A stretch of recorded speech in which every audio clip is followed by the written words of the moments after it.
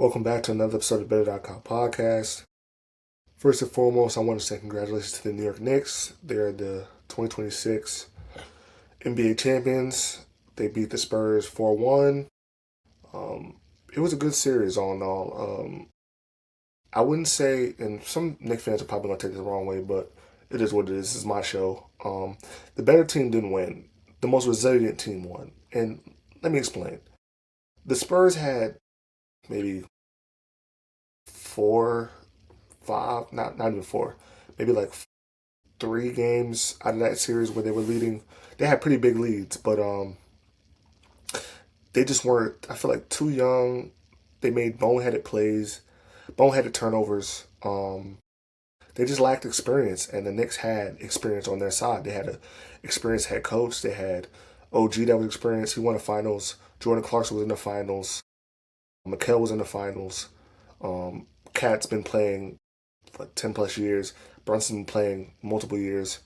And I just feel like they had a never say die attitude. Like, no lead was too large for them to come back from. Like, I learned that when they came back down 22 against the Cavs. I'm like, okay, if this is the regular season, they're calling off the dogs and they're going to sit their players for the rest of the not the rest of the game, but they're going to get it to the third. And if if the lead isn't if the lead is still the same, then it's like, all right, cool. Like, we could just rest for the next game. But since it's the playoffs, they were just like, you know what? As long as there's time left on the clock, we got a chance. And Brunson showed that. I mean, he had 45 the last game. He's just built differently. He's wired differently. I would say, my personal opinion, he's the most clutch player in the NBA right now. Um, it doesn't matter what the score is. Once that game gets to the fourth quarter, he's not gonna.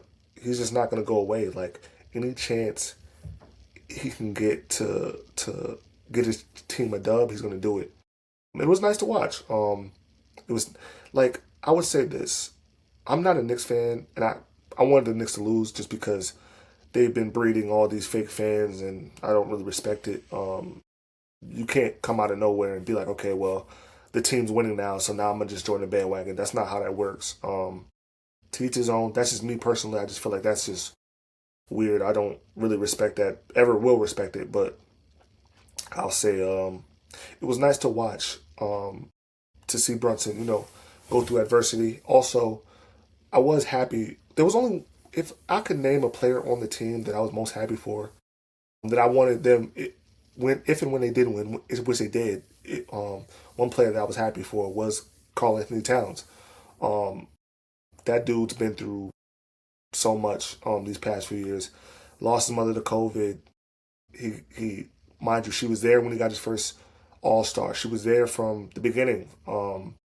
Then being in Minnesota all those years, being the number one overall pick, having high expectations, them not winning, going to the playoffs with Tibbs, with the Timberwolves, getting Ant Edwards, he's the number one overall pick, and watching Ant Edwards basically take the team over and become the new franchise player. Him getting dealt, mind you, he never wanted to leave Minnesota. He never wanted to leave. But the Knicks needed a new power forward. Julius Randle already, his time had run out. So he goes to New York, goes home. He plays for the team that his mom was a fan of, across the water, being a Jersey kid. He instantly gets here, and people call him soft, zesty. They make fun of him. Even some of the Knicks fans made fun of him. The same Knicks fans that are fans of him now, which wanted him gone. He comes here. The fans are making fun of him. They're saying he's soft. He's not tough. Which I still, to my opinion, I don't understand what that even means. They question his ability to compete against other tough players. And then the whole Giannis thing comes about. He's constantly in trade rumors, trade him for Giannis, trade him for Giannis. And he kept his head down and he kept going. Even last year in the playoffs when they played Indiana, he was going off. He was knocking down threes, getting to the cup, getting the and ones. He gets hacked a lot. They don't call it, but he pushed through. I'm happy for him. I'm proud of him. He was able to push through and secure that win, secure that championship. He deserves it. Brunson deserves it. Mikal deserves it. OG deserves it. They all deserve it. They all put in that work. Excuse me. That organization's been through a lot. To go 50 years without a championship. Um, Come on, you can't. It's not much you really could say. The city deserves it. I just would rather not the whole destruction and people destroying everything, but it is what it is. I'm a Bulls fan, so I got no sweat in the game. But on the Spurs side of things, I would say they exceeded a lot of expectations. They have no reason to hold their heads to keep their heads low. They have every reason to pick their heads up and be proud of what they've done. Because nobody expected this. We knew that they would be good eventually, but not this early.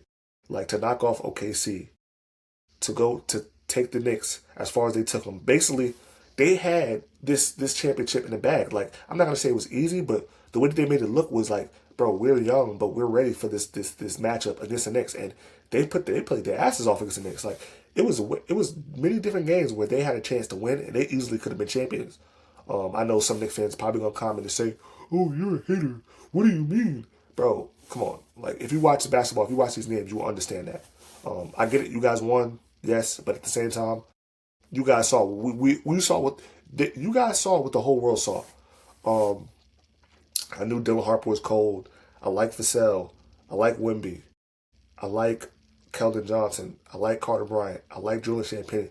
The issue with them is going to be is trying to retain all these guys. Like Castle, I would say is safe. Wimby's safe. Harper's safe.